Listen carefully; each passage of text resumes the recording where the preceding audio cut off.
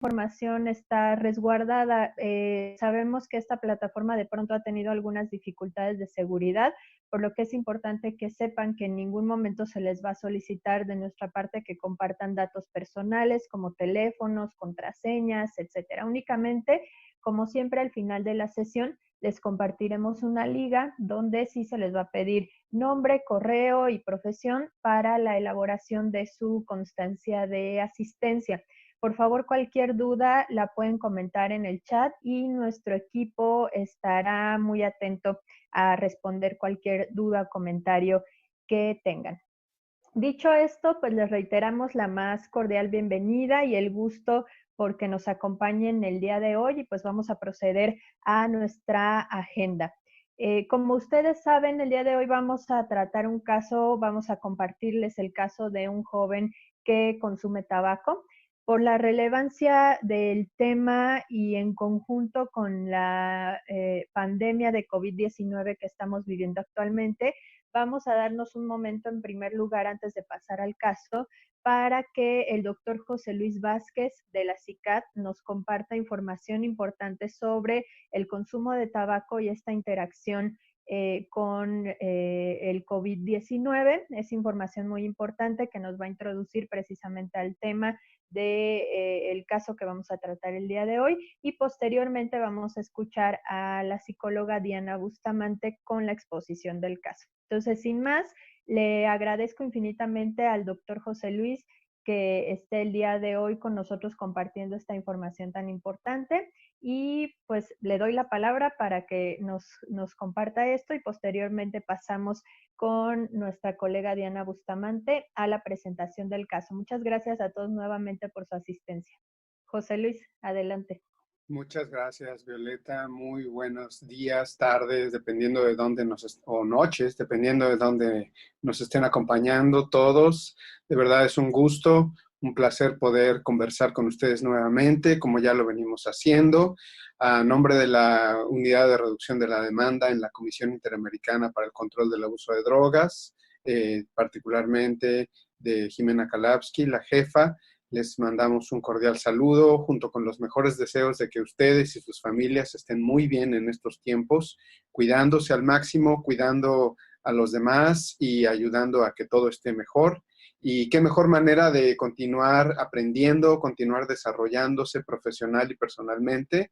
Por supuesto, gracias al apoyo de la Facultad de Psicología de la UNAM, en particular a la doctora Silvia Morales, a Violeta, a todo el equipo que está detrás, porque de verdad que es un gran equipo de expertas y mujeres muy dedicadas y muy comprometidas en esta labor. Muchas gracias, Violeta y el equipo, por toda su participación. Y bueno, yo voy a compartirles el día de hoy un poco acerca de fenómeno que ya mencionaba Violeta, con relación a la parte clave de la pandemia que nos convoca el día de hoy, que tenemos el tema de tabaco también involucrado por el caso que se va a presentar. Y ahí están viendo ustedes que, bueno, vamos a comentar un poquito acerca de la información que ha ido surgiendo acerca de la relación que existe entre la enfermedad, que es la COVID-19, el virus que causa esta enfermedad, el SARS-CoV-2, y algunos factores de riesgo, que como todas las enfermedades existen factores de riesgo asociados. Por supuesto, al ser una enfermedad que tiene un particular componente de afectación en el sistema respiratorio y pulmonar específicamente, pues es muy lógico pensar desde el principio que cualquier otra cosa que esté afectando el sistema respiratorio, ventilatorio, en este caso la estructura pulmonar, como lo es el humo del tabaco, ya sea por consumo o por exposición involuntaria o pasiva, como antes se le llamaba, pues obviamente esto puede ser un factor que nos esté causando pues un mayor riesgo en ese sentido. Pero, ¿qué nos dice la evidencia? Como en todos los temas, como en muchos aspectos de esta temática, la información sigue saliendo, apenas está, como diríamos, recién salida del horno, y no es algo que tengamos conclusiones ni certezas totales. Seguimos teniendo información que de alguna manera se considera preliminar, porque sigue siendo información que se sigue analizando, pero que gracias a esa información preliminar tenemos pistas muy claras de el fenómeno y cómo este fenómeno se está comportando, específicamente asociado a lo que tiene que ver con consumo de tabaco en particular.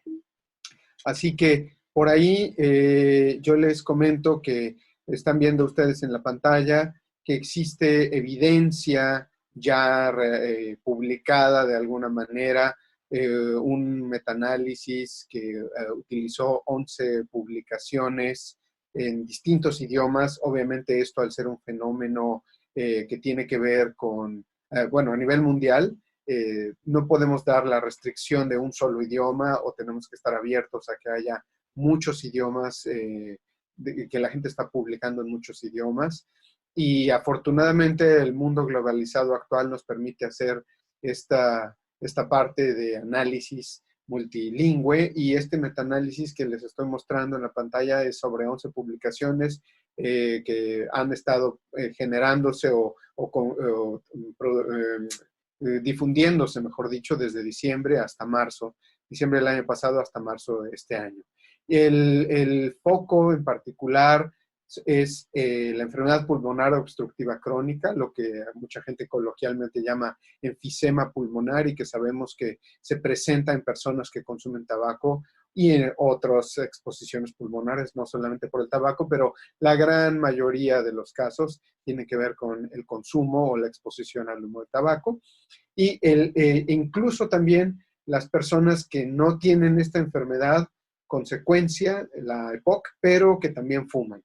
Entonces, el análisis, el enfoque que se le dio es de las personas que tienen esta enfermedad, quienes fuman o incluso quienes tienen esta enfermedad de EPOC, o sea, la gente con COVID-19, quienes fuman y quienes tienen EPOC, cómo es su evolución clínica, cómo es su desarrollo clínico. Volvemos entonces al enfoque que siempre nos gusta mencionar, que es casos reales. No estamos hablando ahora de investigaciones en modelos, sino estamos tomando a personas, pacientes, están analizando los datos de personas reales, como también se va a analizar un caso real aquí más adelante, y estas personas con la enfermedad COVID-19, se vio que si fuman o si tienen EPOC, de manera diferenciada, tienen más riesgo de tener peor pronóstico o complicaciones más severas. Las personas que tienen enfermedad pulmonar obstructiva crónica tienen hasta 4 veces mayor riesgo, un odds ratio mayor de desarrollar complicaciones severas e incluso morir, o tener un pronóstico, una evolución, una progresión de la enfermedad más grave, más drástica. Entonces, eso lógicamente tiene que ver con que la enfermedad afecta a nivel pulmonar a las personas. Y si ya las personas tienen de base una enfermedad que se ha producido con los años, como lo es la EPOC, el enfisema, bueno, pues entonces esas personas tienen mayores problemas, ¿no? Como ya mencioné yo, la mayoría de las personas que llegan con esta enfermedad es porque fuman previamente tabaco o están expuestas al tabaco. Por otro lado, cuando se analizó, el análisis se hizo solamente con si las personas fumaban o no, independientemente de si tenían EPOC. Los resultados no mostraron una contundencia tan fuerte, ¿no? Ahí los resultados analizados nos mostraron que hay todavía datos controversiales. ¿Por qué? Porque sigue siendo una muestra relativamente pequeña la que se está analizando, porque sigue siendo una muestra sesgada hasta cierto punto, aunque ya se trata de un análisis de 11 estudios a nivel mundial, sigue siendo algo que todavía requiere más información. Obviamente ustedes se imaginan que en estas épocas y en estos tiempos, muchas de estas investigaciones se realizan de manera más rápida que lo habitual, y lo que se está observando es que estas investigaciones les hace falta darnos más detalles acerca del patrón de consumo, ¿no? Cantidad de fumados, de cigarros fumados al día, años fumando, o sea, toda esa información no está desagregada. Y muy probablemente por esa razón es que los datos nos muestran que no hay resultados contundentes, ¿no? Parecería que como que fumar o importa o no importa, bajo este estudio el que estamos analizando ahorita, fumar como que importa o no importa para un peor pronóstico o para peores resultados en las personas enfermas por la COVID directamente. Ahora, después de este estudio, vemos otro estudio, otro también metaanálisis, que en este caso incluyó 12 publicaciones, realizado por una de las, o encabezado por uno de los investigadores de la Universidad de California, Stanton Glantz, que ustedes seguramente han escuchado de él por el tema de tabaco, y este metaanálisis involucra 12 publicaciones, 10 de China, una de Corea y una de Estados Unidos, 10 personas hospitalizadas y 2 con personas tanto hospitalizadas como en atención ambulatoria. Y aquí lo que se pudo encontrar es que el antecedente de fumar tabaco se asocia con peor progresión de la enfermedad. Peor progresión que no necesariamente indica que las personas mueran, pero que sí tengan más síntomas, más días de estancia en el hospital, más problemas como tal, ¿no?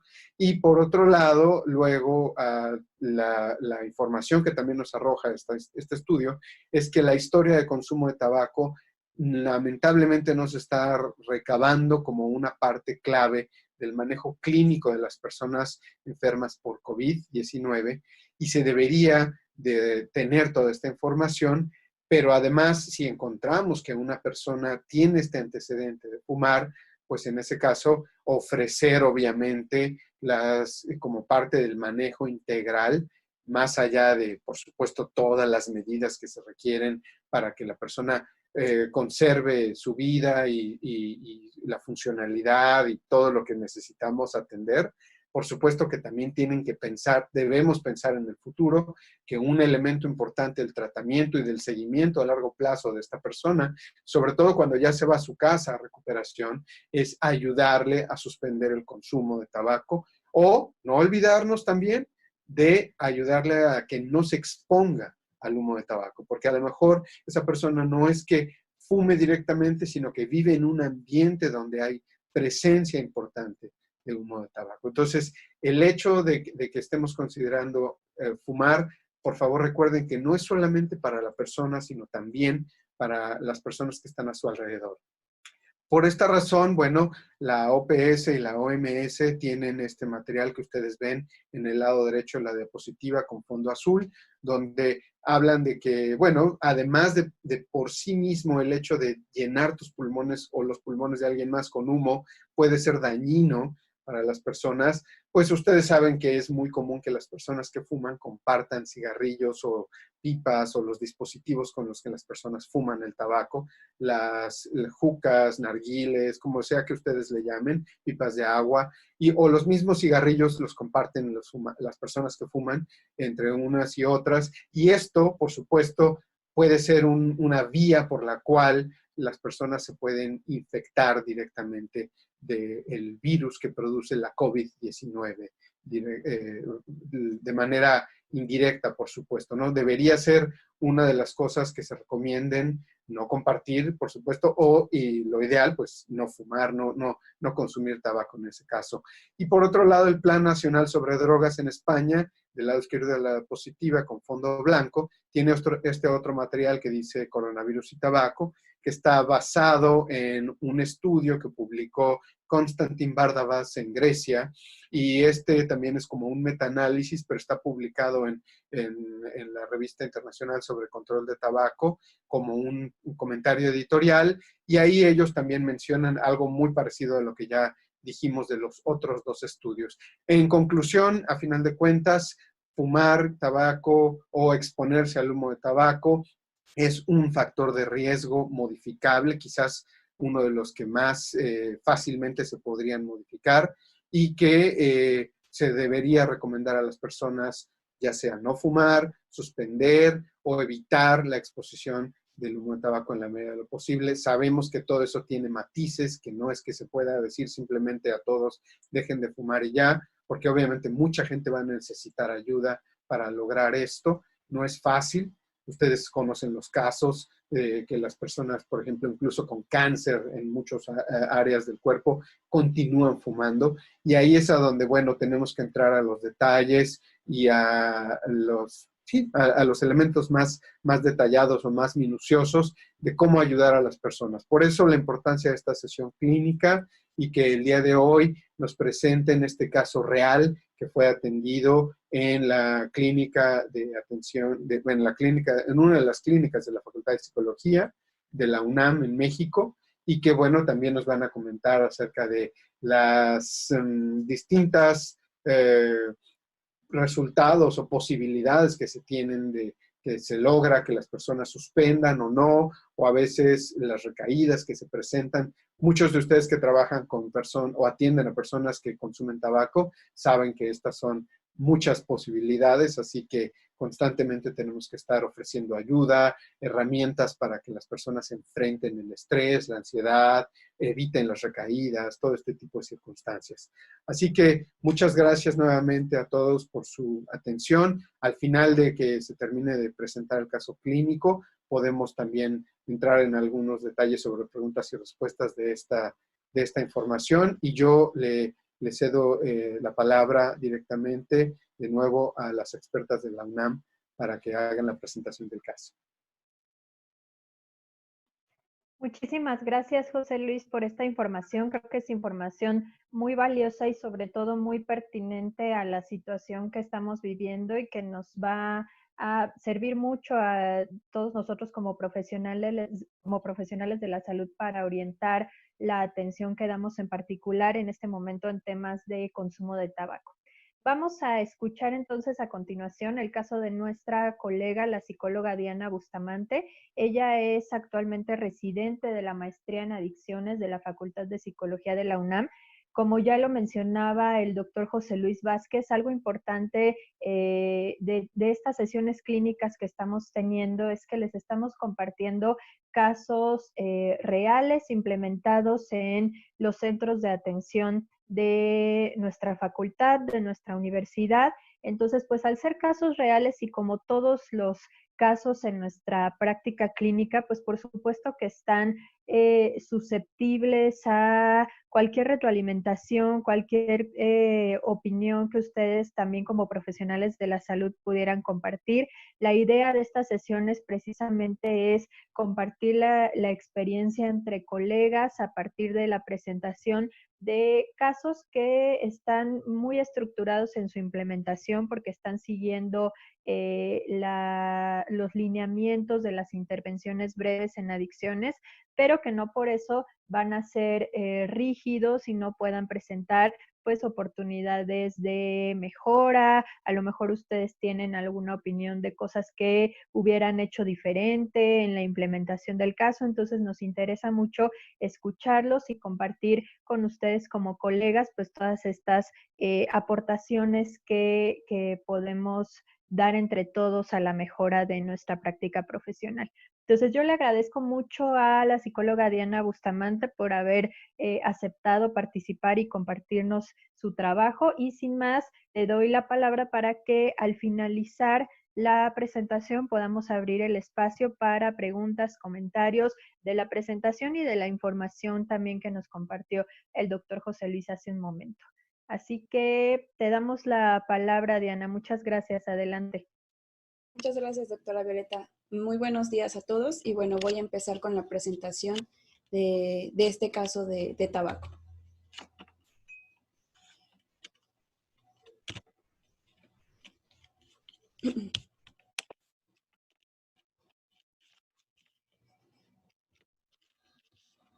Bueno, lo que yo hice fue aplicar una intervención breve para fumadores. Es un manual que normalmente es utilizado aquí en México, y específicamente esta intervención fue aplicada dentro de un programa de prevención y atención al consumo de sustancias como parte del Centro de Apoyo y Orientación para Estudiantes de la FES Iztacala, que también es de la Universidad Nacional Autónoma de México.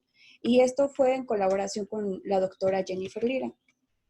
Esta aplicación o esta intervención breve para fumadores es una intervención de corte cognitivo-conductual que consta de una sesión de admisión, una de evaluación, 4 sesiones de tratamiento y posteriormente sus seguimientos al mes, a los 3 y a los 6 meses. Los componentes generales de esta intervención es la entrevista motivacional, el modelo de prevención de recaídas, la técnica en solución de problemas y técnicas de autocontrol. Como datos generales de la persona que pidió el apoyo para dejar de fumar, era un estudiante, en ese tiempo tenía 20 años de edad, de sexo masculino, estudiaba 5º semestre de licenciatura y su edad de inicio de consumo inició a los 15 años. Intentos anteriores para dejar de fumar fue una ocasión en la que estuvo en un mes de abstinencia. Él reportó que había estado ese mes en abstinencia no porque quisiera dejar de fumar, sino porque había entrado en una apuesta junto con sus otros amigos que eran fumadores de ver quién aguantaba el mayor tiempo sin fumar y dijo que ganó él con este mes de abstinencia. Su motivo de consulta: asistió al tratamiento o a intervención para dejar de fumar que ofrece su facultad debido a que había observado que su consumo de tabaco iba en aumento y como consecuencia de esto ya notaba un bajo rendimiento al jugar fútbol y se cansaba más rápido. De igual forma tenía clases en un 3er piso, entonces notaba que ya le costaba, llegaba fatigado a sus clases. Y había observado que gastaba mucho dinero en comprar cigarros. En una evaluación antes de la intervención se le aplicaron varios instrumentos, entre ellos el test de Fahrgestrom para dependencia de nicotina, el inventario de depresión de Beck, el inventario de ansiedad de Beck, una línea base retrospectiva de un mes para conocer cuál es su patrón de consumo, y una escala de estados de disposición al cambio y anhelo, que es el Sócrates, el cual nos muestra el nivel de disposición al cambio en el que llega el usuario, y esto es a partir de 3 etapas: el reconocimiento, la ambivalencia y la acción. De igual forma, cada sesión se midió su nivel de monóxido de carbono con ayuda de un smokerlizer. Este fue nuestro marcador biológico para ver cómo iban variando sus niveles de monóxido de carbono. Este smokerlizer es de la marca Benfont y el procedimiento para realizar esta prueba de monóxido de carbono es por medio del aliento. Se le pide a la persona, ahí podemos ver el aparato, que inhale profundamente durante 15 segundos, mantenga ese aire en sus pulmones. El aparato tiene un reloj que cuenta los 15 segundos que debe mantener el aire en sus pulmones, y cuando da el tercer sonido, la persona debe exhalar todo el aire que contuvo en el aparato y da un número.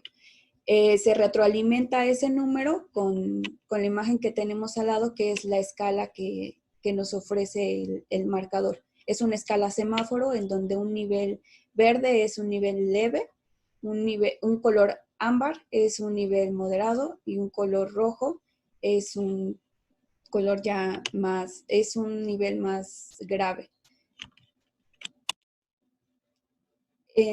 Estos fueron los resultados que se obtuvo de la evaluación inicial.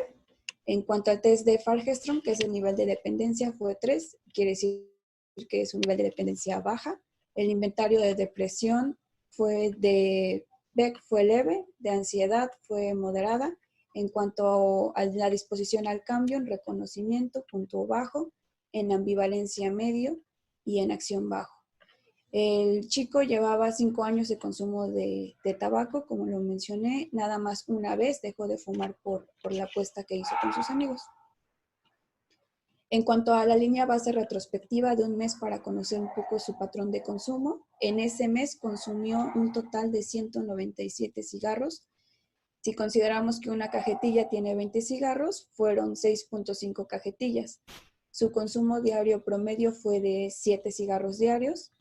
Un número máximo de cigarros consumidos fue 20 cigarros en una ocasión y su número de días en abstinencia únicamente en ese mes tuvo 3 días de abstinencia. Consecuencias asociadas a este consumo: el cansancio al subir las escaleras, dolor de cabeza, menor rendimiento a jugar fútbol y la inversión que le daba a la compra de cigarros. Esta intervención es breve, aproximadamente el número de sesiones son 6 y la periodicidad son sesiones semanales con duración de una hora aproximadamente. Ya mencioné los componentes implementados y también es importante mencionar que en esta intervención se le da al usuario cada sesión una especie de folleto en donde se le da información y ejercicios que le ayudan a generar planes para afrontar las situaciones en donde consume tabaco. También se utilizó el balance decisional para que el usuario decidiera o viera las ventajas y desventajas de su consumo y también las ventajas y desventajas de dejar de consumir.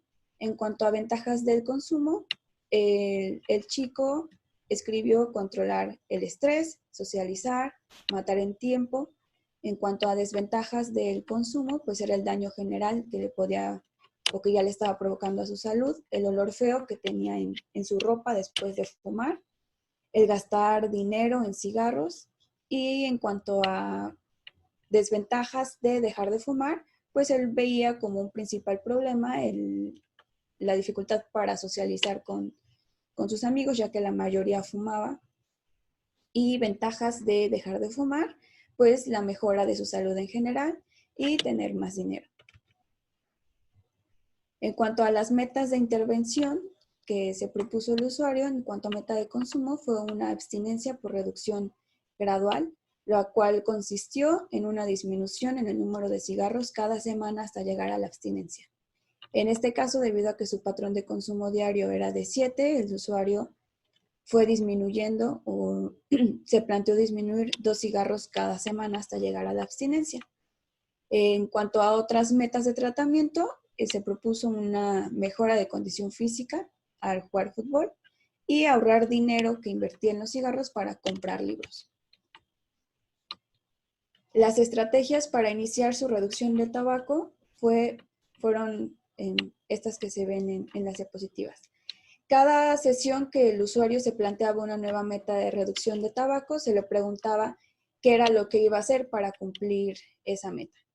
Por ejemplo, la primera semana su reducción fue de 2, su promedio era de 7, su meta límite de consumo era 5. Entonces se le exponía que lo máximo de cigarros que podía consumir era 5, que si podía reducir a 4 o incluso no fumar iba a ser magnífico, ¿no? Que no era necesario que fumara los 5. Entonces se le preguntaba qué era lo que iba a hacer para no rebasar ese límite de cigarros. Y fueron estas estrategias que surgieron conforme a las sesiones. Ocupaba el beber agua simple, llevar el dinero justo para el transporte y lo que gasta en la escuela para evitar comprar cigarros, comprar nada más cigarros sueltos y cargar con los únicos cigarros límites y especificar en qué momento va a fumar cada cigarro. De igual forma, cargar un libro para tener que hacer en su tiempo libre. Voy a presentar el análisis funcional de su conducta de consumo nada más ante 2 situaciones.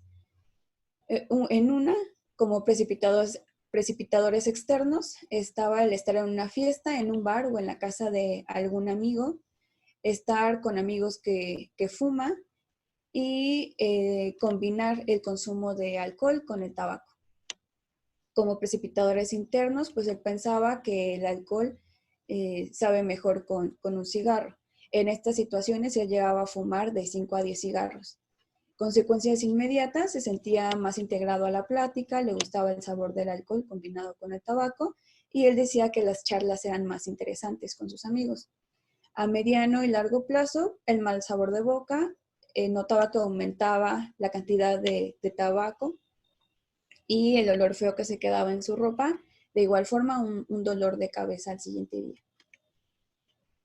Otra situación era en precipitadores externos en la noche o en la madrugada haciendo algún trabajo final que se entregaba al otro día. precipitadores internos, sentía presión de entregar ese trabajo al siguiente día y pensaba cosas como debí organizarme durante el semestre para entregar el trabajo bien y no tener que presionarse. En estas situaciones llegaba a fumar de 5 a 7 cigarros y como consecuencias inmediatas, él decía que se relajaba por un momento y se concentraba mejor para continuar con el trabajo. A mediano y largo plazo, dolor de cabeza y pues que también el hecho de darse un tiempo para fumar le quitaba ese tiempo para dedicarse a su trabajo y un mal sabor de boca. Los planes de acción que se generaron en estas situaciones en cuanto a estar bebiendo alcohol con sus amigos, él se propuso a estar en el área de no fumar o no salir a fumar y pedir botana, y también identificó que pues no todos sus amigos fuman al mismo tiempo, entonces se podía quedar a platicar con los amigos que no fueran a fumar en ese momento. Las ventajas que veía de este plan era que iba a tener la boca ocupada y que no iba a ver a gente fumar. La desventaja era que casi todos sus amigos fuman. En la otra situación, él cuando estaba estresado pensó en calmarse, en contarle a un amigo por qué se sentía estresado, en respirar, tomar agua y organizar mejor sus tareas. Como ventajas, él notó que le servía para desahogarse, el hablar con sus amigos y que no le dolía la cabeza después. Desventajas, él decía que dudaba que este plan le funcionara para situaciones muy, muy grandes de estrés. Las habilidades que se entrenaron fue la técnica en solución de problemas, el análisis funcional de la conducta y la respiración diafragmática. Los resultados que se obtuvieron en esta intervención fue que la técnica en solución de problemas le ayudó a generar alternativas de solución ante situaciones que él consideraba problemáticas o de estrés, tanto académicas como familiares y con sus amigos. Y ocupaba estas alternativas de solución en lugar de consumir tabaco. También él mencionaba que el tabaco le ayudaba a pensar mejor en cómo resolver estas situaciones. Entonces, esta técnica en solución de problemas pues le ayudó a generar más alternativas de solución a estas situaciones sin tener que recurrir al tabaco. La técnica de respiración, que fue la diafragmática, le ayudó a relajarse ante situaciones de estrés y enojo. Y el análisis funcional le permitió identificar cuáles eran los precipitadores de consumo y poder generar planes de acción para atacarlos. En cuanto a las metas de la intervención, su meta de abstinencia de tabaco logró una reducción de su consumo. Esta tabla muestra las metas que se fue estableciendo de reducción y si cumplió o no la meta. La primera meta establecida fue de 5 cigarros, la cual cumplió sin ningún problema. La siguiente fue de 3 cigarros. Cumplió también la meta y aumentaron los días en abstinencia. La siguiente meta fue de 1 cigarro. Aquí no pudo cumplir la meta. Y la última, que fue abstinencia, tampoco. En cuanto a mejoras de tratamiento, él reportó tener una mejor condición física en sus partidos de fútbol. Ya no se sentía fatigado tampoco al subir las escaleras y logró ahorrar dinero para comprar libros. También se aplicaron los mismos instrumentos de la evaluación inicial en la evaluación final, al final de la intervención, y se obtuvieron resultados un tanto bastante similares. El test de Fargestrom igual .3, lo cual indica una dependencia baja. En cuanto a sintomatología de depresión y de ansiedad, la primera fue leve, la segunda moderada, y los estados de disposición al cambio, tampoco hubo un movimiento en estos. Reconocimiento fue bajo, ambivalencia medio y acción bajo.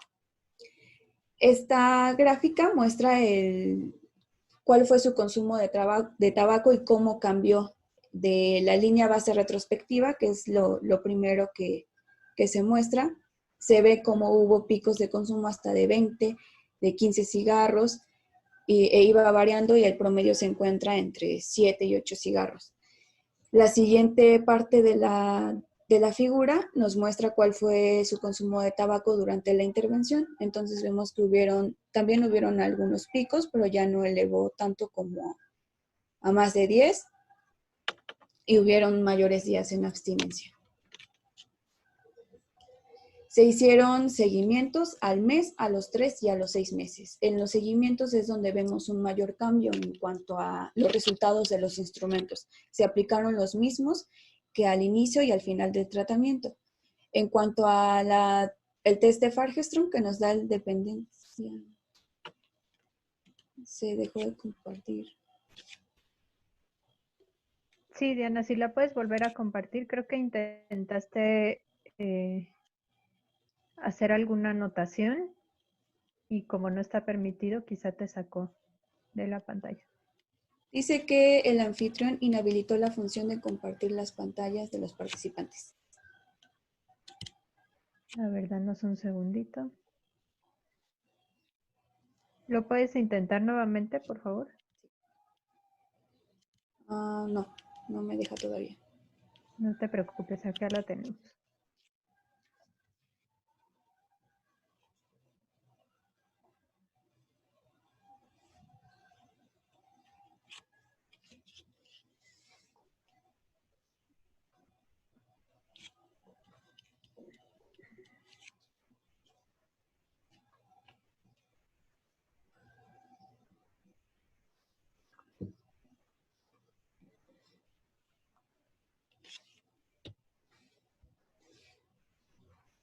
Listo.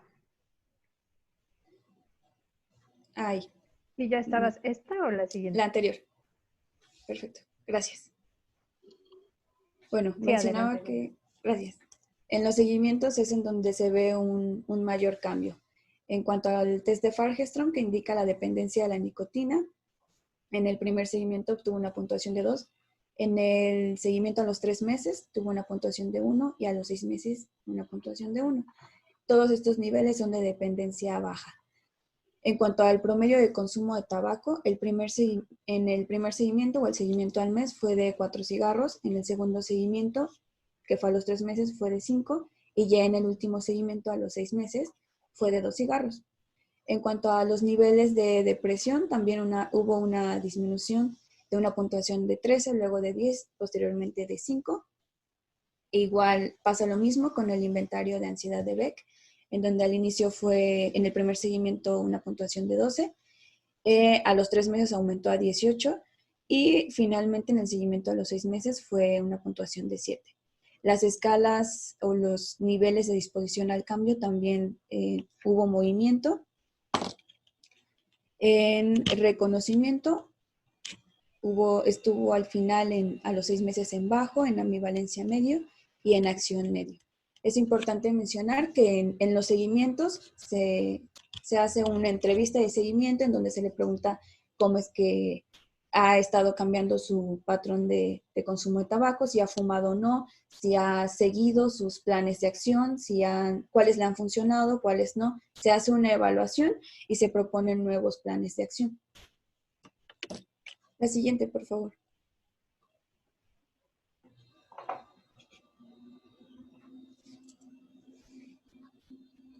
Y esta tabla muestra los niveles de monóxido de carbono.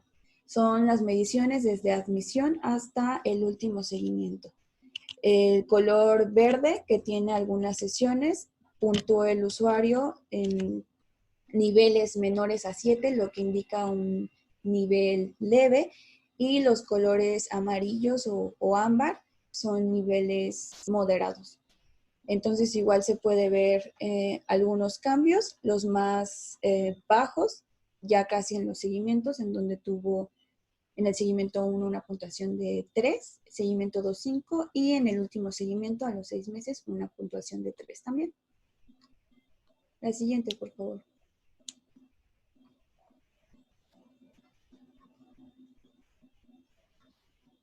Y las conclusiones que se obtienen de esta intervención, específicamente con este chico, es que a pesar de que el usuario no llegó a una abstinencia, en los resultados se observan que hubo una disminución en su consumo al compararlo con la línea base, es decir, antes de la intervención.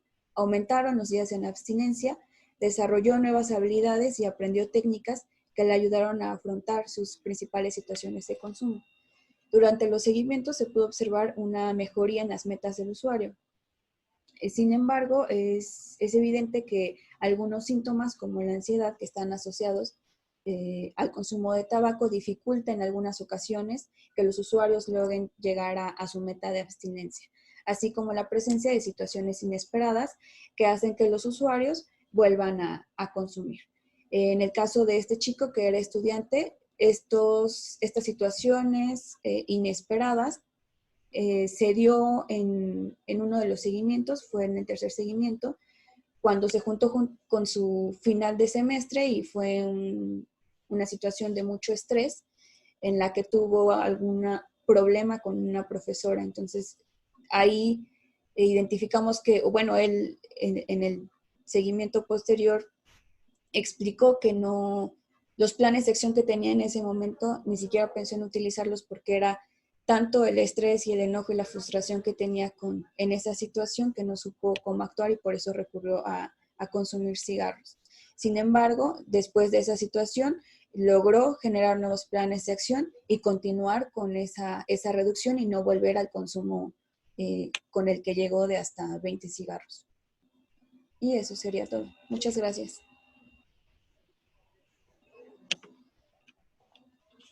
Muchas gracias, Diana, por tu presentación. Ay, perdón, le moví. Es importante que vean también algunas referencias.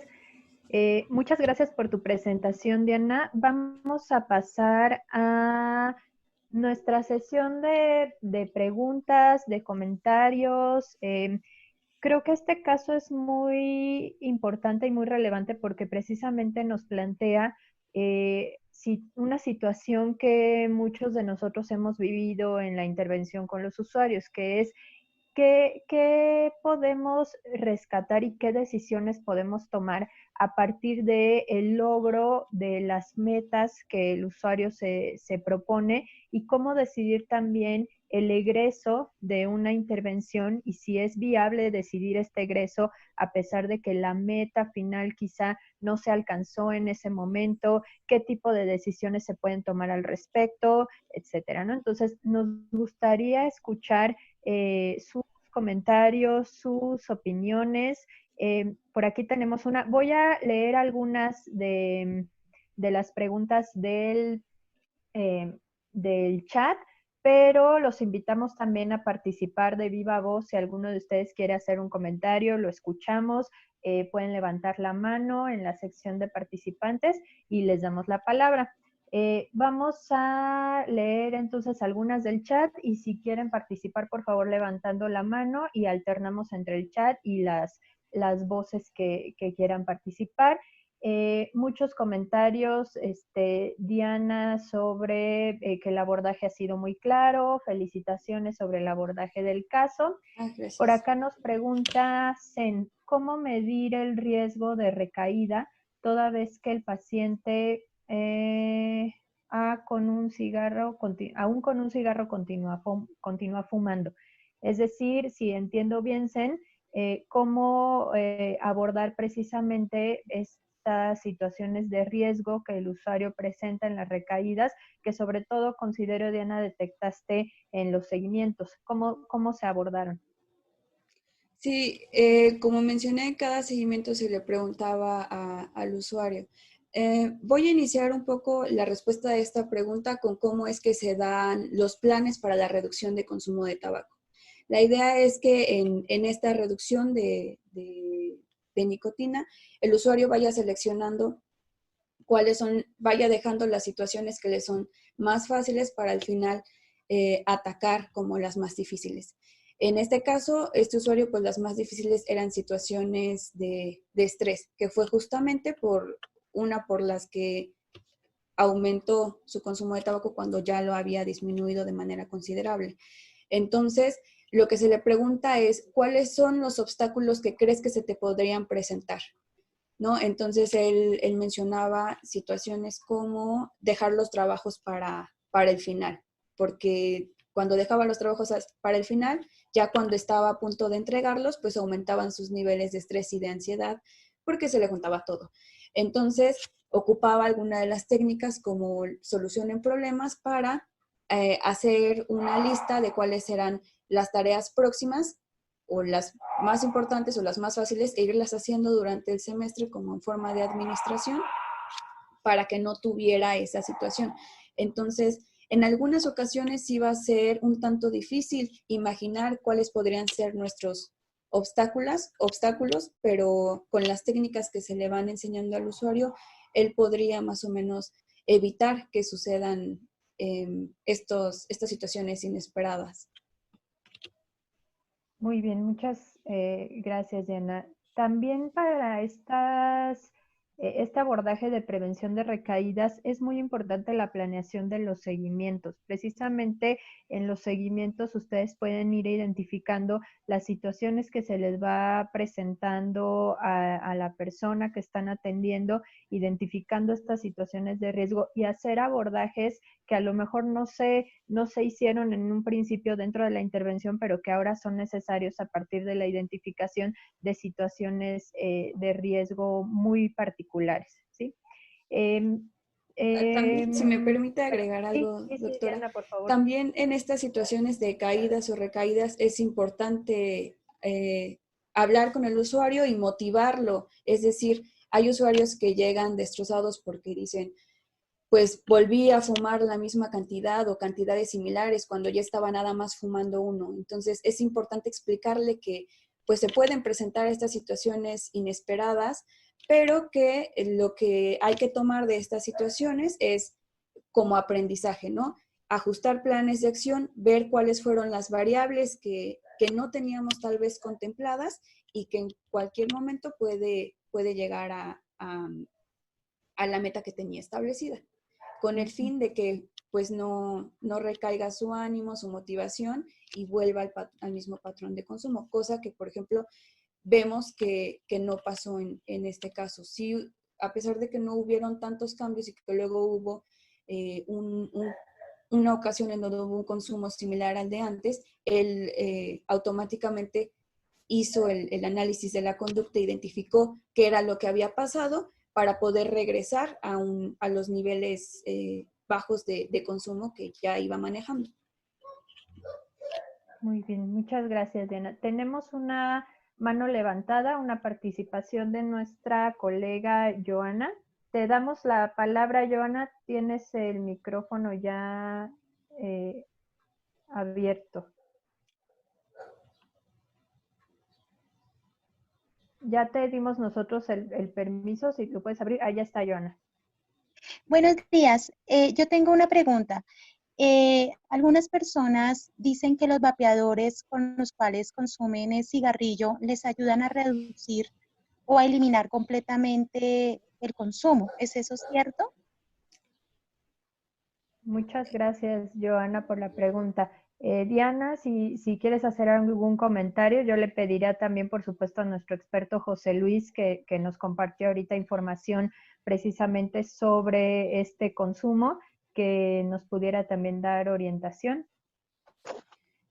Lo que yo José Luis, conozco... si quieres, bueno, sí, Diana. Sí, después complemente. Sí, claro, claro. En cuanto a los vapeadores, pues hay varios mitos, ¿no? Actualmente en México son dispositivos que no están siendo regulados. Entonces, la no regulación de estos vapeadores nos impide el conocer específicamente qué daños puede haber. No sabemos si las sustancias que ocupan pueden hacer incluso más daño que el consumo de tabaco. Y pues apenas están haciendo varias investigaciones para ver si efectivamente ayudan o no. Entonces, le dejo la palabra, doctor, para que complemente mi información. Muchas gracias. Joana, excelente pregunta, sobre todo porque el término el nombre vapeador me parece que tiene una trampa, primero que nada, porque no se trata de vapor.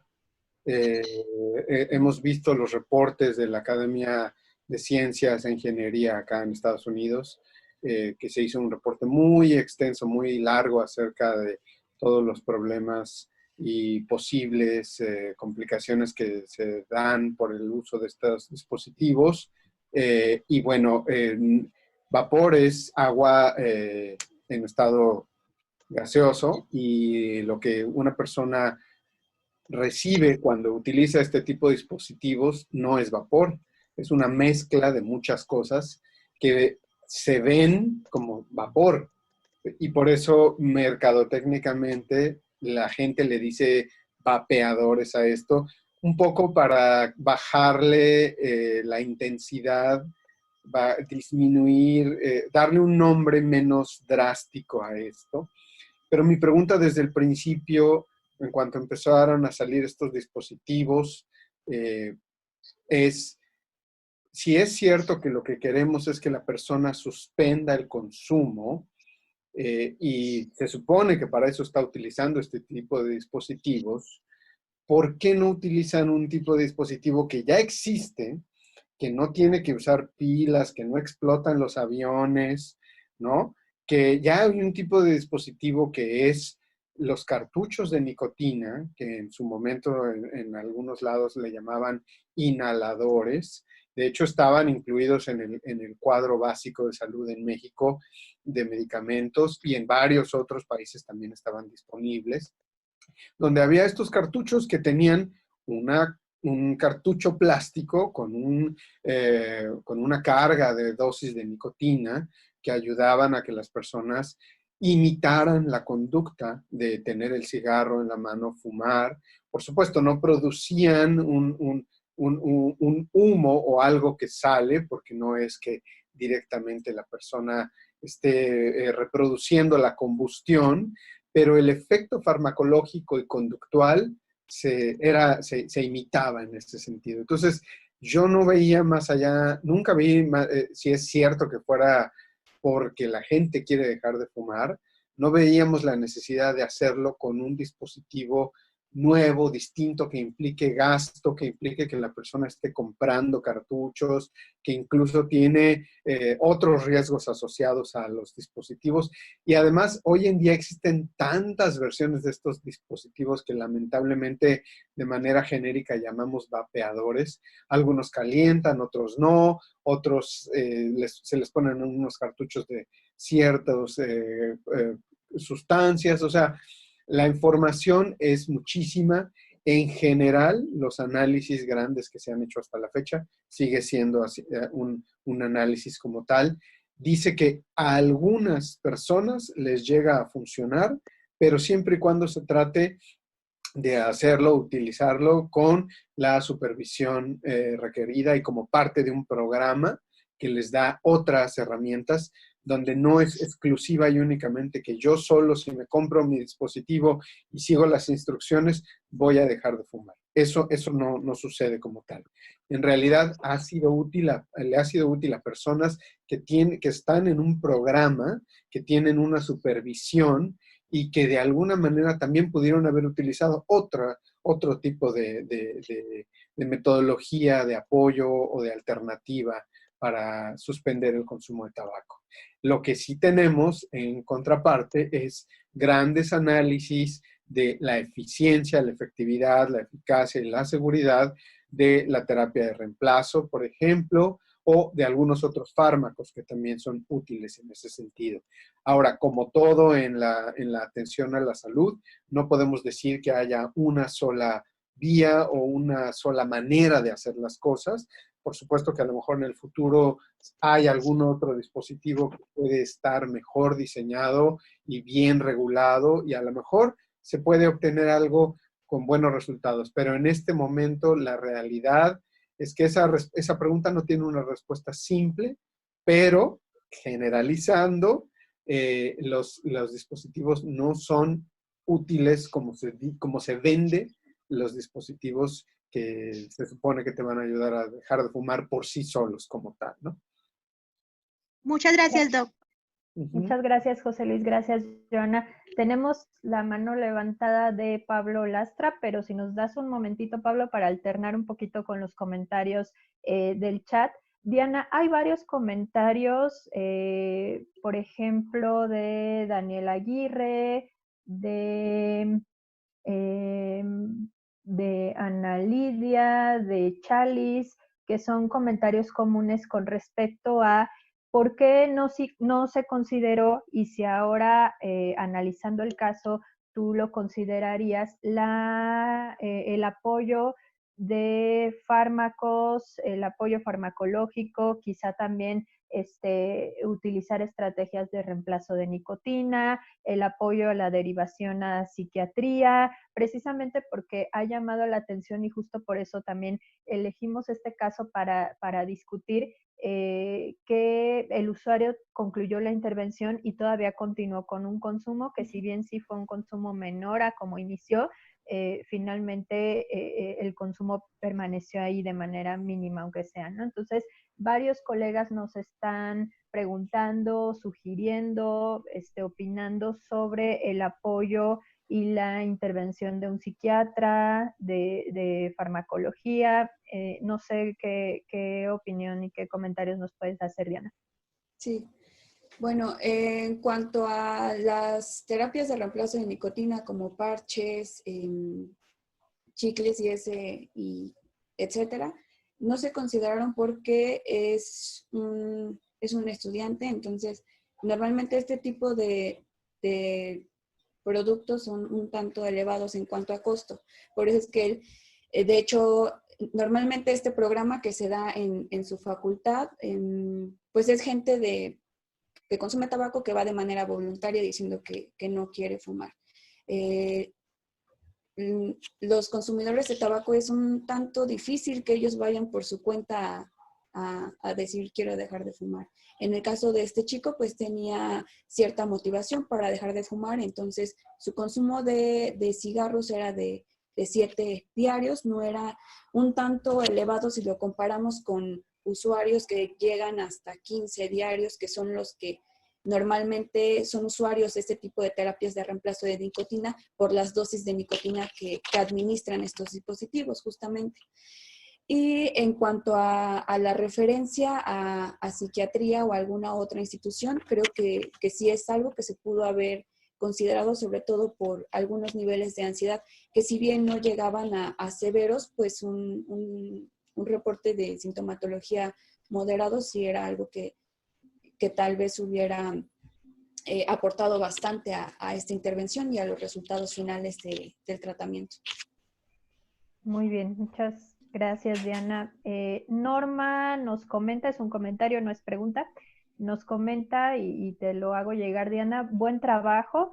Pienso que los resultados en pretest y posttest resultan parecidos debido a la cercana temporalidad entre uno y otro, pues el patrón final de consumo marcó la diferencia en que fue efectiva la intervención y que no debe frustrarnos si no llega a cero la tasa de consumo, sino el éxito se mide en que baje lo más cercano a cero, es decir, que se modifique la tasa de uso. Y para prevenir recaídas, siempre dejarle abierta la posibilidad de volver para afrontarlo con otro entrenamiento. Lo hizo excelente. Muchas gracias. Norma, por el comentario. Precisamente fue la decisión de presentarles este caso porque es cierto que en nuestra práctica vamos a tener casos en los que por diversos factores, hay que asegurarnos, por supuesto, de que ese factor no sea la implementación de nuestra intervención, sino hay factores que son a veces difíciles de manejar y que nos llevan a tomar la decisión quizá de egresar o de concluir una intervención a pesar de que la persona no se encuentre en abstinencia total. Entonces, es esto precisamente lo que estamos discutiendo. Sus comentarios nos están ayudando muchísimo también a la retroalimentación de este caso. Vamos ahora sí a darle la palabra a nuestro colega Pablo. Por favor, Pablo. Buenos días, saludos desde Ecuador. Buenos días, saludos. Adelante. Colega Diana Bustamante, felicitarte por tu intervención bastante prolija. Gracias. Tomando en cuenta que es un tema bastante complejo. Refiere que inició a los 15 años su consumo de tabaco. El tabaco es una de las drogas más fáciles primero de consumir y de conseguir por el precio, que es mucho más barato, más accesible. No todas las personas asisten a solicitar apoyo y acompañamiento. ¿Qué tan recomendado es sugerir el internamiento de una persona cuando el consumo de tabaco ya le genera problemas, no solo en lo económico, sino también en lo familiar y en lo social. ¿A qué se refiere con internamiento? ¿A Eh, a una institución donde permanezca por el lapso de 3 a 6 meses, un tratamiento como cualquier otro tipo de droga, como alcohol, marihuana, cocaína, el tabaco. Bueno, acá pues En Ecuador sí? sí existen casos de internamiento por consumo problemático de tabaco cuando le causa problemas no solo ya en lo económico, sino también en lo familiar, en los estudios, porque se gasta todo el dinero en consumo de tabaco y eso le trae problemas ya solamente, no solamente económicos, sino también familiares. Pues es un caso bastante interesante. Realmente no había escuchado de casos similares como usted menciona. Normalmente estos se dan en cuanto a otras sustancias como alcohol y otras drogas, ¿no? En cuanto a tabaco, normalmente es justo una droga por la que la mayoría de las personas no van directamente a pedir el apoyo porque aparentemente ellos no notan que haya un problema, sobre todo problemas de conducta, por decirlo así, como con sus familiares o con amigos. Entonces yo en este caso no he escuchado aquí en México o no he tenido la experiencia de encontrarme con personas que tengan ya esos problemas y que sean directamente relacionados por el consumo de tabaco. No sé si tenga algo que aportar la Sí, doctora Violeta. sí, gracias, Diana. Sí, me permitiría hacer algún comentario al respecto, Pablo.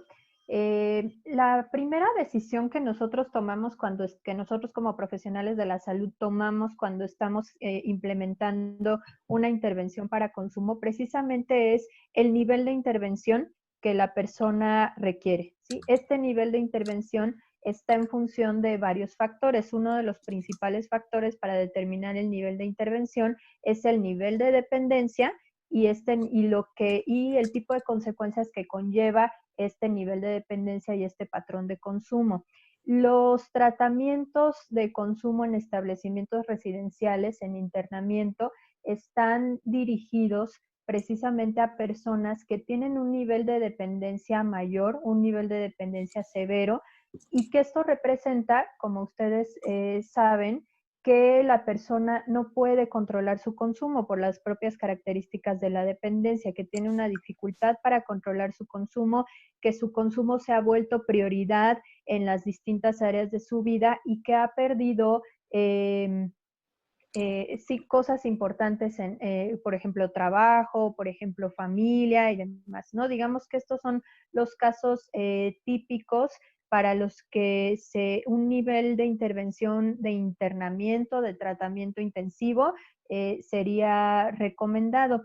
Si ustedes se fijan en el caso del tabaco, sucede muy poco que las personas, por supuesto no estoy minimizando las afectaciones, pero sucede poco que las personas tengan consecuencias de tipo perder a la familia, perder el trabajo por una dependencia o un consumo elevado de tabaco. Entonces es muy raro que en consumo de tabaco se piense en un internamiento. Además, la intoxicación por consumo de tabaco también es muy distinta a la intoxicación que se da en otras sustancias. Por ejemplo, una persona intoxicada con alcohol, con cocaína, pues tiene una afectación muy severa en sus funciones cognitivas, en sus funciones motoras, en las funciones de atención y de memoria. No sucede así con la intoxicación del tabaco. Una persona intoxicada con nicotina no tiene estas afectaciones y digamos que de manera general pues puede funcionar en sus distintas áreas de vida. Por supuesto que las afectaciones por consumo de tabaco son severas, no las podemos minimizar, pero digamos que aún en personas con dependencia a la nicotina, pensar en un internamiento parece difícil porque también el internamiento, la decisión de internamiento hay que considerarla también en función de las áreas de vida que están afectadas en la persona, es decir, una persona que ya pudiera tener indicadores de dependencia, pero que tiene un trabajo, que va a la escuela, que tiene todavía su red familiar pues no intacta, pero sí funcionando, sería, o podríamos pensar que sería incluso contraproducente someterla a un internamiento, porque entonces pondríamos en riesgo otros recursos de protección como son el trabajo, la escuela, etcétera. Entonces, es una decisión complicada. Sin embargo, sí no es usual que en el caso de tabaco se llegue a afectaciones tan severas y a un nivel de dependencia donde el consumo esté tan descontrolado que se piense en un tratamiento intensivo en una modalidad residencial. Generalmente los usuarios de tabaco son tratados en modalidad ambulatoria, a menos claro que tengan un padecimiento, sobre todo un padecimiento físico médico, que sí amerite situaciones de internamiento, ¿no? Nosotros, por ejemplo, acá tenemos el Instituto de Enfermedades Respiratorias, y en ese instituto, por supuesto que hay personas internadas por las afectaciones físicas que tienen ya por el consumo, pero que el tratamiento que están recibiendo ahí es predominantemente y en un principio médico para estabilizarlo. Ya lo comentábamos con lo que nos compartió el doctor José Luis, personas que tienen ya afectaciones graves en vías respiratorias y que por supuesto sí requieren un apoyo intensivo, sobre todo en la parte médica. Digamos que esas son las personas que en función de su consumo de tabaco estarían recibiendo un tratamiento residencial. Pero en la mayoría de los casos estos usuarios son atendidos de manera ambulatoria precisamente por estas afectaciones. No sé, José Luis, si quieres agregar. Muchas gracias. Claro. Yo, por supuesto, gracias por la pregunta, Pablo. Creo que, por supuesto, tenemos que considerar que internamiento como tal, llevar a una persona a una atención clínica, que dependiendo de cuál sea lo que queremos, qué es lo que queremos atender, pues requeriría criterios claros específicos, ¿no? No es lo mismo, va a depender mucho del caso, no es lo mismo que una persona pida tener un tipo de internamiento por sí mismo, donde a lo mejor hay un alto nivel de motivación, que la persona dice, yo quiero, yo decido, yo tomo la decisión, me gustaría para esto, ¿no? A que de repente alguien te diga, no, es que lo traigo para que usted me lo interne y dentro de 28 días me lo entregue sin fumar, ¿no? Que eso hace muchas veces las personas, lamentablemente también con los familiares que consumen distintas sustancias, ¿no? Ahora, yo me imagino que a lo mejor también tú estás pensando en algún caso con policonsumo, donde qué pasa con una persona que de repente está internada por otro motivo, por ejemplo, el consumo de otra sustancia, que también consume tabaco, que sabemos que es una de las constantes que encontramos en muchos de los centros de tratamiento que hemos visto en los distintos países, ¿no? Y donde lamentablemente también la idea desafortunada, pero muy extendida, es de que déjenlos fumar, que suspendan el consumo de alcohol, pero déjenlos fumar tabaco, o tienen permiso de fumar en el patio o en los espacios abiertos, cuando sabemos que en realidad el que una persona continúe el consumo de otras sustancias también le genera más riesgo a largo plazo en ese sentido. Pero independientemente de todos estos fenómenos, yo creería que lo más importante para cuando uno se hace la pregunta de si una persona puede recibir tratamiento de internamiento o no, es qué criterios cumple y si ese internamiento cumple con lo establecido en términos éticos, ¿no? Para evitar cualquier violación a los principios y a los derechos y libertades de las personas, pero queda clarísimo que afortunadamente el estudio, de hecho, ustedes se acuerdan que Prochaska y Di Clemente hace el estudio de las etapas del proceso de cambio, hacen las etapas del estudio en personas que fuman y en personas que están siendo atendidas en un modelo de intervención ambulatoria, porque es el modelo clásico, típico, con el cual se brinda atención clínica a las personas que consumen tabaco, ¿no? Muchas gracias, José Luis.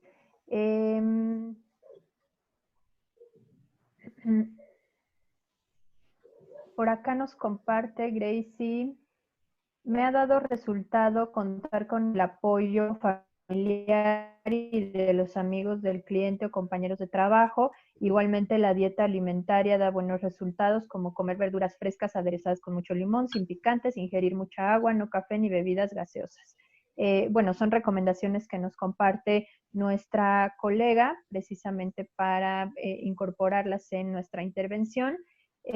Por acá, Diana, la misma Gracie y José Armando nos preguntan acerca de estas sesiones adicionales, ¿no? José Armando dice: las sesiones de intervención pudieron expandirse a 8 para cumplir con la meta de abstinencia, o necesariamente son 6. Gracie pregunta también al respecto: si la meta es abstinencia y solo se logra reducción, ¿qué se puede hacer? Tú nos compartías de sesiones adicionales, de los seguimientos, entonces si nos puedes explicar un poquito más al respecto. Sí, a pesar de que es una intervención que ya tiene como algunas sesiones establecidas porque se ven ciertos temas en esas sesiones, sí es posible que se extiendan. Digo, no es tan rígido el llevar únicamente 6 sesiones. Es posible extender a sesiones extras.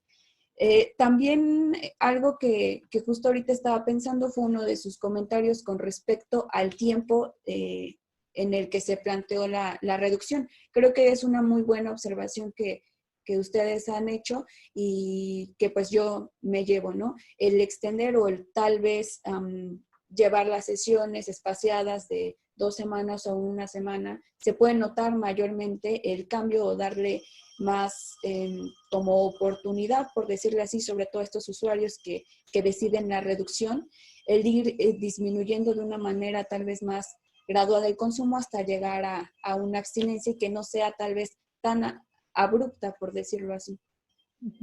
Muy bien, entonces quizá alguna de las estrategias que nos pudieran funcionar es extender un poquito esa parte de la intervención que denominamos seguimiento y continuar fortaleciendo estas estrategias en la medida que vamos identificando a través de estos seguimientos quizá algunas situaciones de consumo de riesgo que no hubiéramos contemplado en un principio, ¿no?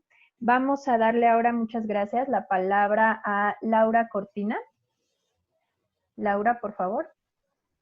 Hola, muy buenos días a todos. Felicidades por hacernos llegar esta información tan valiosa. Un abrazo a todos. Deseo que todos se encuentren en perfecto estado de salud. Mi pregunta es: ¿cómo podemos implementar la intervención para consumo de tabaco en línea ante la situación del aislamiento social, considerando que los niveles de estrés se disparan debido a la contingencia de COVID-19, lo que repercute directamente en el éxito de la intervención? Gracias, Laura. Si me permites, Diana, porque quisiera ligarla con otra de las preguntas que nos han hecho sobre las dificultades de algunos usuarios para tener acceso a este tipo de intervención. Diana Páez precisamente nos pregunta por recomendaciones generales que podamos realizar para una persona que no tiene acceso a este tipo de intervención. Ciertamente, el momento que estamos viviendo nos ha llevado a pensar en otras estrategias para estar de manera cercana con las personas que atendemos y poder implementar este tipo de intervenciones ya no de manera presencial, sino utilizando otro tipo de recursos. Por supuesto que está el recurso de sesiones y monitoreo con toda la tecnología de la que podemos echar mano, ¿no? Nosotros, por ejemplo, en la UNAM estamos realizando con nuestras personas atendidas sesiones por esta vía Zoom, pero también podemos, en los casos en los que esto se dificulta, porque ciertamente no muchas personas tienen acceso y disponibilidad de este tipo de recursos, utilizando también la implementación a través del correo electrónico, de llamadas, de llamadas telefónicas, perdón, de mensajes de texto también a manera de acompañamiento. Por supuesto que la intervención, al utilizar estas estrategias, pues se tiene que adaptar precisamente a este contexto que estamos viviendo y hacerlas todavía mucho más dirigidas y más específicas a la situación de la persona. Ahora, a esto también se suma como lo comenta nuestra colega Laura,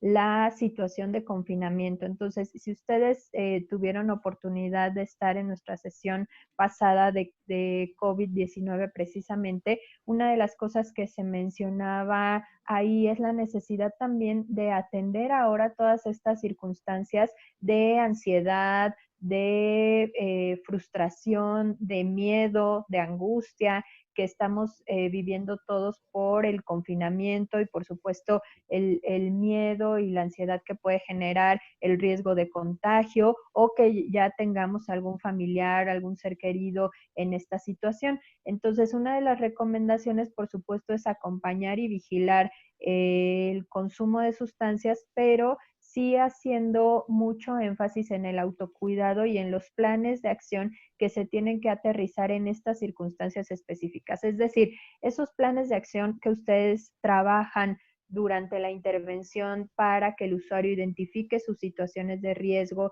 y pueda proponer entonces estrategias de conducta alternativa, esa misma estrategia es la que vamos a tener que adaptar en esta situación de confinamiento a que el usuario realice una planeación de actividades y de estrategias que le permitan primero estar lo más saludable posible en el confinamiento y por supuesto que esto a través de la generación de conductas alternativas le permita también evitar el riesgo de consumo. Es cierto que en estas circunstancias, y seguramente ustedes lo están viviendo si tienen contacto con sus pacientes, con sus personas atendidas, en estas circunstancias puede haber un incremento en el consumo precisamente debido a esta situación difícil de confinamiento, de poca interacción social que estamos teniendo. Entonces, por supuesto que muchos de nuestros usuarios pueden estar recurriendo al consumo para regular estas emociones, para regular las preocupaciones que están sintiendo. Entonces, la idea es que adaptemos estas estrategias de identificación y de planeación a esta situación particular de confinamiento. No es fácil, no es fácil porque por supuesto el estar en confinamiento nos limita un poco las opciones que tenemos de recreación, de conducta alternativa, sin embargo hay que dirigirlo hacia allá, hacia salvaguardar por supuesto, la salud de las personas que atendemos y de sus familiares, orientarlos a que sigan las recomendaciones, orientarlos al manejo de ansiedad, al manejo de tristeza que pueda estar sucediendo en este momento a través de las estrategias que ustedes ya conocen, que no son exclusivas de las intervenciones en adicciones, sino que son parte, perdón, de las intervenciones de los profesionales de la salud que hacemos a este tipo de situaciones. Entonces, esa combinación debe ser relevante en estas circunstancias. Y atendiendo un poco el comentario de Diana sobre las personas que no tienen acceso a este tipo de intervención, justamente en estos niveles y en este tipo de casos que hemos estado compartiendo que tienen un consumo donde todavía no se presenta una dependencia severa, donde todavía se pueden atender de manera ambulatoria. Ahora esta situación de confinamiento, pero no solamente esta situación de confinamiento, sino que siempre se ha hecho precisamente para acercar algunos recursos a la población que no puede asistir, pues es el uso también de información a través de folletos, de banners, de mensajes que ustedes puedan hacerle llegar a las personas que no tienen acceso tal vez a trasladarse a una clínica, a conectarse a través de internet. Entonces hay recursos muy sencillos de información muy puntual con consejos muy específicos que se le pueden hacer llegar a la población para manejar esta situación. No sé si José Luis, Diana, tengan algún comentario al respecto. Sí, gracias, Violeta. Creo que lo que tú mencionaste es bastante comprensivo y bastante amplio. Lo único es reforzar que a través del tema de la intervención telefónica es donde tradicionalmente se hacen llamadas de seguimiento a las personas, ya cuando salen de este tratamiento para que de manejo ambulatorio, para que no estén yendo al centro o a visitar a las personas que les dieron la atención, a los profesionales. se les contacta por vía telefónica y obviamente se da este seguimiento, refuerzan las estrategias para prevenir las recaídas.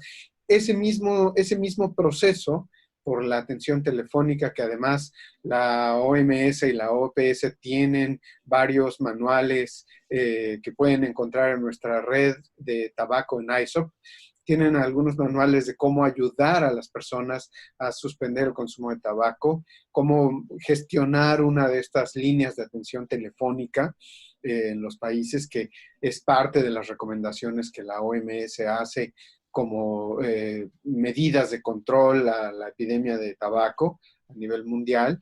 Y creo que ese es uno de los elementos que podríamos aprovechar mejor en este momento, donde la atención, brindar atención telefónica nos favorece, que es una vía que las personas ya han estado acostumbradas durante algún tiempo. Mucha gente tiene acceso telefónico, permite, pues, obviamente, algunos aspectos de confidencialidad distintos y además permite una cercanía, ¿no? Muchos de nuestros países hay números de atención telefónica que están disponibles 24 horas para ayudarle a las personas, no específica o exclusivamente dedicados a tabaco, pero esos 01800 en México y en varios países del mundo. También en algunos años se han visto nutridos o se han visto más con mayor disponibilidad, donde también hay, por ejemplo, servicios por mensajería de celular.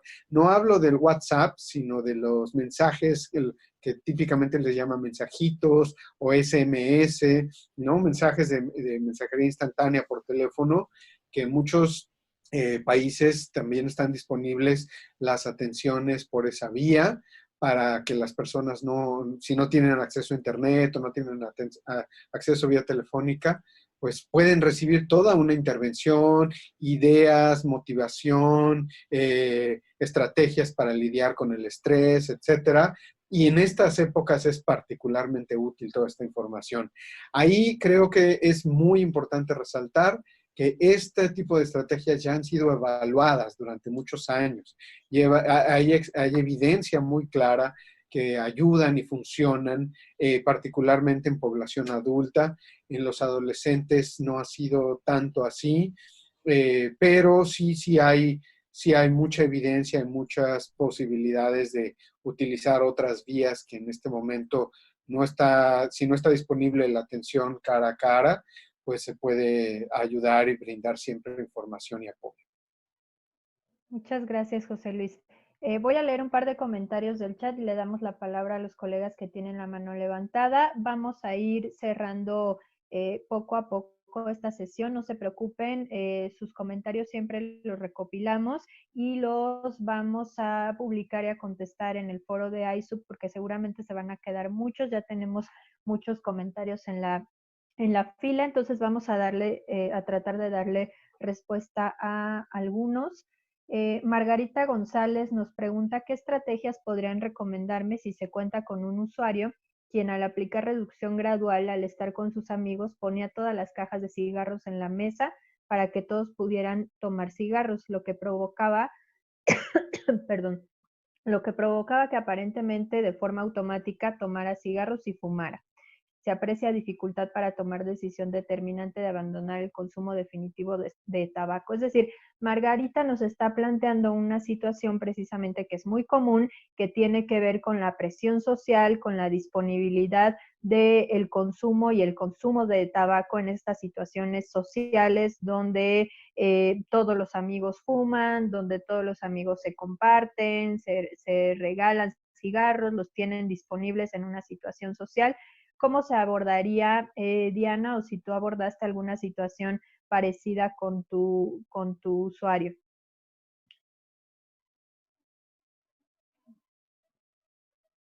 Creo que Diana está teniendo alguna dificultad. Si nos escuchas, Diana, tienes tu micrófono apagado.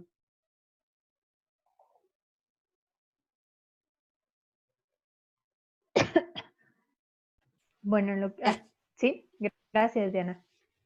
Si escuchaste la pregunta, perdón, como que vi que tenías Más o algunas menos. preguntas. Sí. La repito, Margarita González nos plantea cómo abordar una situación en la que el usuario está expuesto al consumo a partir de la presión social, a partir de la interacción con amigos, donde tienen todo el tiempo el consumo disponible y aparentemente pues este consumo es automático, ¿no? ¿Cómo abordar esta situación en la que todos sus amigos en una situación particular están consumiendo y tienen disponible el tabaco? Ok.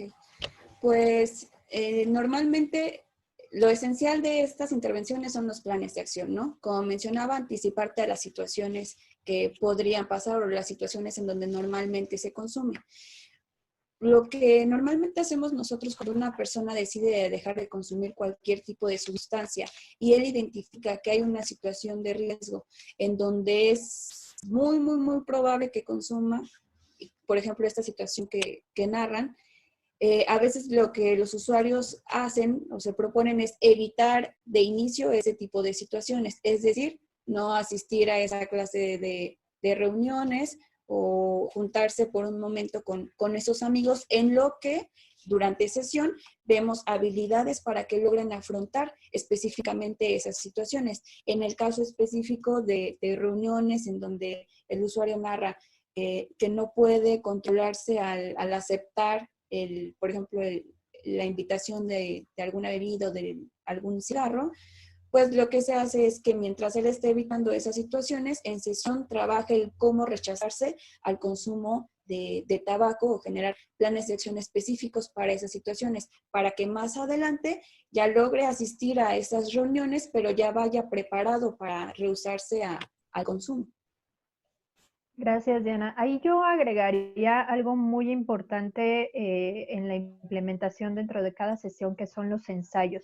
Estas situaciones en donde se plantea interacción social, en donde se plantea comunicación con otras personas, es bien, bien importante que en los planes de acción que se realizan dentro de las sesiones se ensaye la conducta que la persona va a tener que mostrar para enfrentar esta situación. Efectivamente, al principio los planes de acción en algunos usuarios suelen ser evitativos, de no acudir a esas reuniones, de no acudir a esa fiesta, de no ir a ese lugar para evitar el consumo. Una vez que ya adquieren todas las habilidades y adquieren más estrategias y se van sintiendo más seguros, entonces sí pasan al enfrentamiento de esas situaciones. Pero ese enfrentamiento debe ser muy entrenado por ustedes dentro de las sesiones en cada plan que el usuario realice. Es decir, ustedes se tienen que asegurar dentro de la sesión que el usuario está preparado para enfrentar esa situación en términos de qué le va a decir a los amigos, cómo va a rechazar el consumo,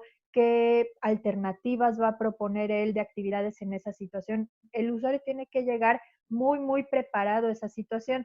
Tenemos una ventaja, conocemos con claridad esa situación. Esta situación, ejemplo que nos comparte Margarita, es una situación muy bien identificada. A ver, es una reunión, ponen todos los cigarros en la mesa, son mis amigos, me cuesta mucho trabajo controlarme. Entonces, ahí ya tenemos una primera ventaja, que es la identificación clara de esa situación. Entonces, a partir de que la identificamos es que vamos a poder planear junto con la persona estrategias muy específicas para primero cómo anticiparse a esa situación, si ya sabe que va a ocurrir, qué cosas tiene que preparar antes para evitarla, para comunicarse con sus amigos, para proponer alternativas. Entonces, tiene que ser una planeación muy efectiva que ustedes dirijan dentro de las sesiones y que ensayen con la persona lo que se necesita para enfrentar esa situación particular. Los ensayos conductuales son sumamente importantes. De hecho,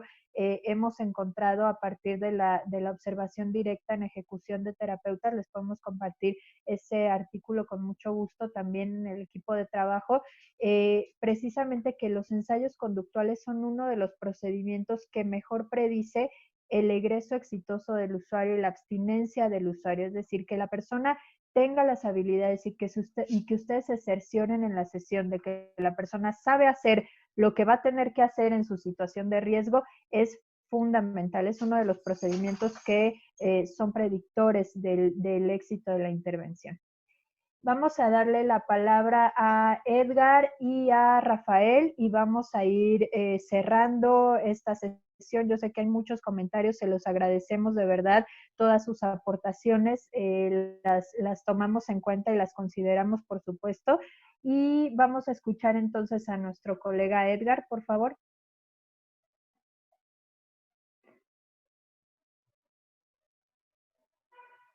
Edgar Aguilar. Si puedes encender tu micrófono, Edgar.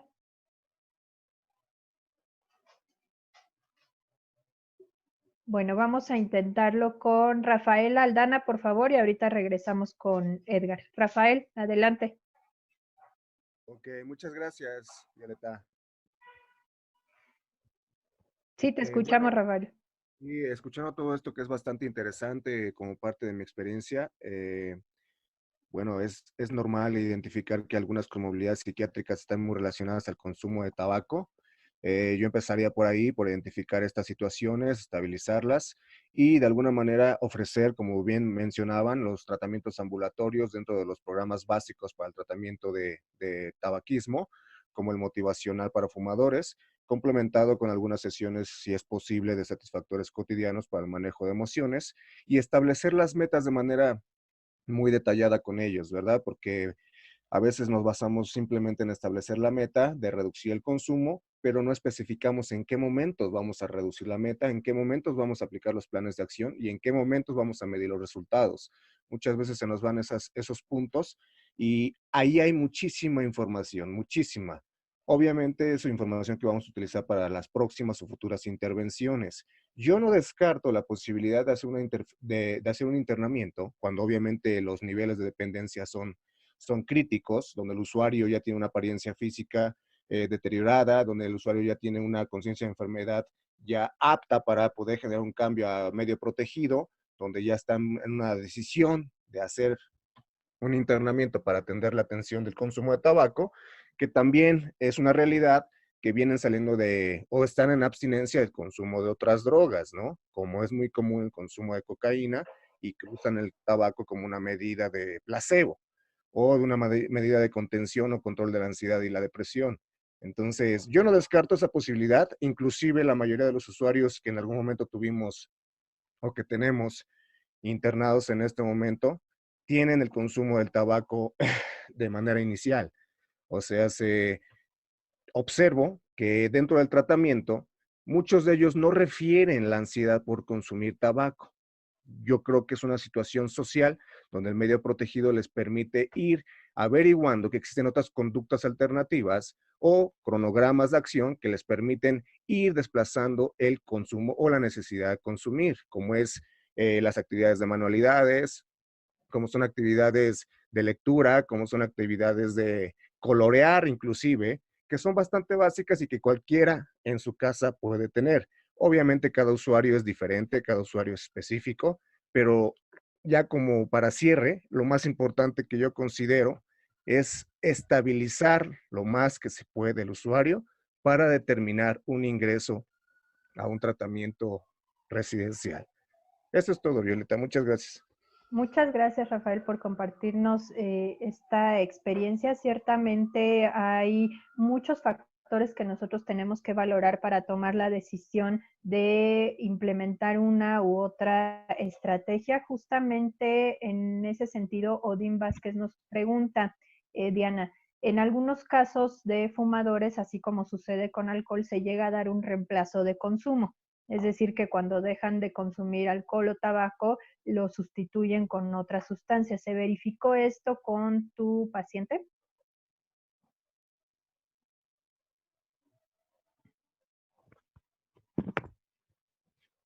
Tienes el micrófono cerrado, Diana.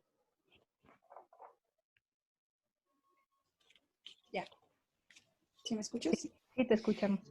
Sí, otro de los instrumentos que se aplicó al inicio de este tratamiento justo para identificar si consumía algún otro tipo de sustancias y si tenía algún nivel de dependencia en las otras sustancias, se aplicó el ASIST. Nada más en este caso consumía tabaco que dio resultado para intervención breve, y alcohol, que fue consejo breve. En el caso de alcohol, nada más se le dio el consejo breve, información sobre trago estándar, y se estuvo también monitoreando a la par del tratamiento de tabaco para ver si había situaciones en donde también el nivel de consumo de alcohol fuera rebasando el trago estándar, pero no, nada más fue el consumo de tabaco el que pues ameritaba un tratamiento breve. Ujú.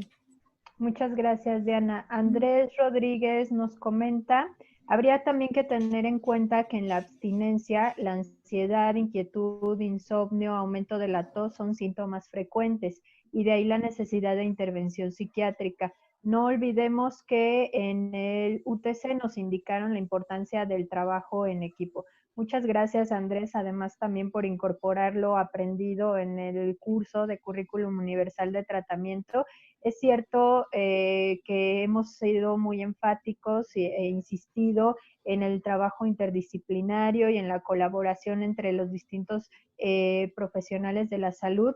Ya en ocasiones anteriores les compartíamos que estas intervenciones que les estamos presentando, predominantemente por las características de nuestro centro, son administradas por profesionales psicólogos. Pero es cierto también, y ya estamos incorporando en estos centros precisamente la participación de médicos, de trabajadores sociales, de enfermeras, enfermeros, que pueden abonar, por supuesto, al manejo de estos casos. Entonces, sí es una consideración importante. Gracias, Andrés, y gracias también por referir la incorporación de lo que muchos de ustedes han estado aprendiendo en el curso de Currículum Universal de Tratamiento. Vamos a concluir nuestra sesión el día de hoy. Tenemos muchísimos comentarios, yo sé, muchas gracias por hacerlos, los tomamos, tengan la seguridad de ello. El chat que estamos compartiendo con ustedes se guarda y se rescatan esos comentarios, por supuesto, para publicarlos en el foro ISUP. Por cierto, les recordamos ingresar ahí para obtener información de todo lo que estamos trabajando en nuestras sesiones clínicas. En un momentito vamos a empezarles a compartir el link para que por favor ingresen, llenen sus datos para la obtención de la constancia. Le voy a dar la palabra al doctor José Luis Vázquez para que nos haga una intervención para el cierre, y al final les doy también yo algunos avisos antes de concluir. Bueno, José muchas Luis, gracias. por favor. Muchas gracias, Violeta. Entonces, esos avisos de sorpresa te los dejo a ti. Y claro, muy importante, estoy leyendo en el chat que hay muchas personas que mencionan lo de la constancia. Por favor, recuerden que tienen que entrar al link que están poniendo ahí, al hipervínculo que está ahí en el chat, donde dice para la constancia. Tienen que llenar la información que está ahí, hacerlo, porque no es nada más poner ahí su nombre aquí en el chat, sino tienen que llenar la información. De otra manera, no estamos en posibilidades de hacerlo. Las otras sesiones que hemos tenido, tanto las clínicas como las académicas, como tenemos la ventaja de que ha habido mucha participación, estamos en el proceso que nos toma mucho tiempo de elaborar las constancias. Les pido por favor paciencia, pero estamos poco a poco liberándolas, así que en algún momento les van a llegar. No se preocupen por eso, siempre y cuando ustedes hayan llenado adecuadamente el formato donde está el hipervínculo, ¿no? Así que de verdad les agradezco mucho la participación, particularmente a la ponente Diana por el caso, que fue muy interesante, que es una información muy clara, que nos ayuda a demostrar la importancia y la necesidad de atender estos temas, sobre todo ahora que coincidió muy bien con la pandemia, con el fenómeno de la pandemia que estamos viviendo por la enfermedad COVID-19, y que, bueno, pues tabaco es una de las sustancias que tradicionalmente ha sido de las que se estudian mucho, de las que hay mucha mortalidad asociada. La gente se le olvida, ¿no?, que tabaco es una sustancia que también tiene muertes asociadas. Cuando uno piensa en tabaco, la gente a veces como que dice, bueno, eso ni siquiera es droga, ¿no? Lo minimiza en algunos aspectos y a veces como no ven que una persona cuando fuma o da una fumada al cigarrillo o al dispositivo electrónico, al cigarro electrónico, como no ven que en ese momento le pase algo, a diferencia de lo que sí le puede pasar a una persona con heroína y una sobredosis o con cocaína y un infarto, como no ven que en ese momento le sea una consecuencia inmediata, mucha gente piensa, minimiza el impacto que tiene el tabaco en la vida. Pero sabemos que a largo plazo, tabaco es una de las drogas que tiene más mortalidad en el mundo, que produce más discapacidad, enfermedad, años de vida saludable perdidos, y ya no digamos costos, porque todo lo que la gente va a perder asociado a su consumo es muy importante en ese sentido. Por eso es fundamental, es necesario, es vital que las personas ofrezcan intervenciones, apoyo, ayuda, herramientas a quienes fuman para que dejen de hacerlo y también dejen de exponer a otras personas a ese humo o a esos productos del tabaco como tal, ¿no? No quiero dejar pasar la oportunidad donde también lamentablemente muchas de las industrias tabacalera, alcoholera, aprovechando la pandemia, quieren lavarse las manos o lavar su imagen, como que estamos haciendo algo por ayudar a las personas. Por favor, no olvidemos que nuestra misión es una misión de salud, donde hay que dar certezas a las personas y donde hay que explicarle que las drogas, todas, alcohol, tabaco y las otras drogas, tienen un impacto en la salud importante, grave, fuerte, y que lamentablemente hay industrias que se dedican a comerciar con ese impacto. Entonces, pues simplemente tomar toda la información, no solamente la que tiene que ver con estos temas, sino toda la información que cae en nuestras manos en estos días, con una mirada crítica, con una mirada seria y entender cuál es la implicancia, el impacto, lo que viene detrás de esta información para que yo verdaderamente vea qué tanto caso le hago, cómo lo evalúo, cómo la tomo en cuenta. No se trata nada más de recibir lo que recibo en el WhatsApp o en el correo electrónico e inmediatamente diseminarlo con todos, incluso a veces sin haberlo leído o sin haberlo analizado. Entonces es muy importante que nos demos a la tarea de continuar desarrollándonos personal, profesionalmente y nosotros, muchos de los que estamos conectados hoy, que somos profesionales de la salud, sabemos que la gente nos pregunta y es por eso fundamental nuestro papel para seguirnos actualizando, seguirnos formando con estas sesiones que nuevamente agradezco mucho a la UNAM, a todo el equipo, a la doctora Silvia Morales, a Violeta, a todo el equipo de la Facultad de Psicología de la UNAM y de sus centros, porque también gracias a la labor que se hace en los centros, donde ahí está la doctora Lidia Barragán, por ejemplo, que también nos ha acompañado. Gracias a esa labor, o a los investigadores como la doctora Lira, que nos prestan su información para presentarla, es que tenemos insumos y material para las reuniones del día de hoy. Así que a nombre de la Unidad de Reducción de la Demanda de la Comisión Interamericana para el Control del Abuso de Drogas, de la jefa Jimena Kalavsky de esa unidad, con todo gusto agradezco mucho a todos la participación y su asistencia y nos mantenemos en comunicación y contacto y le dejo la palabra a Violeta para que les dé los últimos mensajes. Muchísimas gracias, José Luis. Gracias a Jimena, a la CICAT, por hacer posible este esfuerzo de sesiones clínicas. Muchas gracias también a todos por su asistencia. Les recordamos nuevamente la importancia de contestar el link para la generación de su constancia. Por ahí ya estamos contestando algunas dificultades y dudas que tienen al respecto. Es importante, como lo mencionaba el doctor José Luis, que se conteste porque es la única vía que nosotros tenemos para la elaboración de su constancia. Les pedimos también mucha paciencia con las constancias de sesiones anteriores. Ustedes saben la cantidad de personas que hemos estado conectados al mismo tiempo y las constancias, pues por supuesto, llevan toda la validez y firmas tanto de la CICAT como de la UNAM. Entonces es un proceso no tan expedito, entonces les pedimos por favor paciencia. Si llenaron el formulario, tengan la seguridad de que van a recibir su constancia. Los invitamos también a participar en nuestra siguiente sesión clínica, que es el viernes 29 de mayo. y a participar también en nuestra siguiente sesión académica, que es más próxima, el lunes 4 de mayo, ambas igual a las 10 de la mañana, hora Ciudad de México. Nuestra sesión académica del lunes 4 estará a cargo del maestro Jorge Villatoro, que es experto en programas de prevención en adicciones y que ha participado desde hace mucho tiempo también en el levantamiento de datos epidemiológicos en nuestro país. Entonces, por favor, si pueden acompañarnos, pues estaremos muy gustosos de verlos nuevamente por aquí.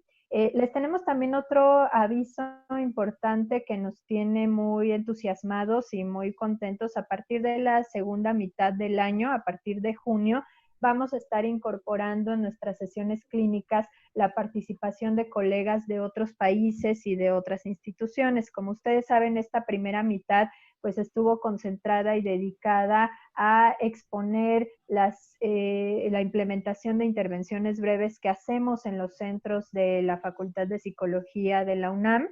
Pero a partir de la segunda mitad vamos a estar incorporando también con mucho agrado la participación de nuestros colegas de otros países, de otras instituciones. Creemos que esto va a ser sumamente provechoso para todos, pues todos estamos aprendiendo también con sus comentarios y aportaciones de la experiencia y la gran riqueza que tenemos con el trabajo de todos ustedes, profesionales de la salud, comprometidos con el tema.